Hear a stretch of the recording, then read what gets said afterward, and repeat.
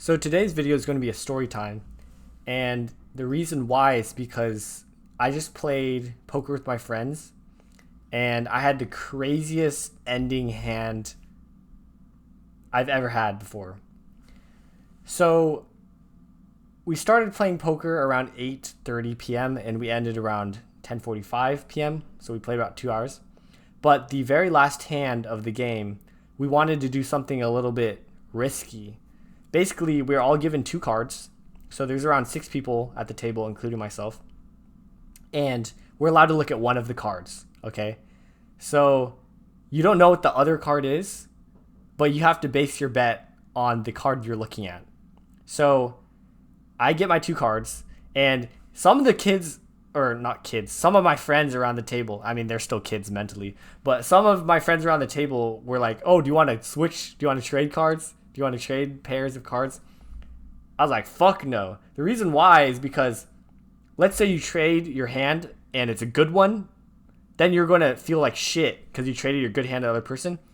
If the other person has a good hand and trades to you, they're going to feel like shit. So either way, one of you guys loses like mentally. So that's why I'm like, okay, we probably shouldn't trade. So I kept my hand, and I'm so glad I did. And I look at what I swap around the cards, look at one of them. It's an ace. It's an ace of clubs. I was like, oh shit, I got an ace in my hand. And if you guys don't know how poker works, ace is the best card you can have in your poker hand because it's worth 13. Like, poker goes from 1 to 13. Basically 1 to 10, and then jack is 11, queen is 12, and king is 13. Oh no, ace is 14. Sorry. Yeah, ace is 14.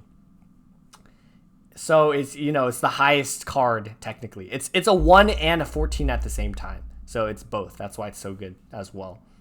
But I had an ace, and we flip over 3 cards. It's called the flop. And first flipped over a 5, then an 8, then an ace. I'm like, oh shit, I already have pair of aces on the table. That's like the best possible already. So I'm like, okay, I'm going to bet, we're playing $10 buy-ins, so I'm betting like 50 cents. Like, okay, I'll play this. And then my friend next to me, he bets like $2. He's like, fuck it, I'm betting $2. I'm like, oh shit. I should probably bet this because, I still have the best hand on the table, basically, a 2 pair with aces. So everyone else, they just give up because $2 is already like a fifth of your buy-in. It's kind of a lot. So everyone else folds, and then it's just me and my friend.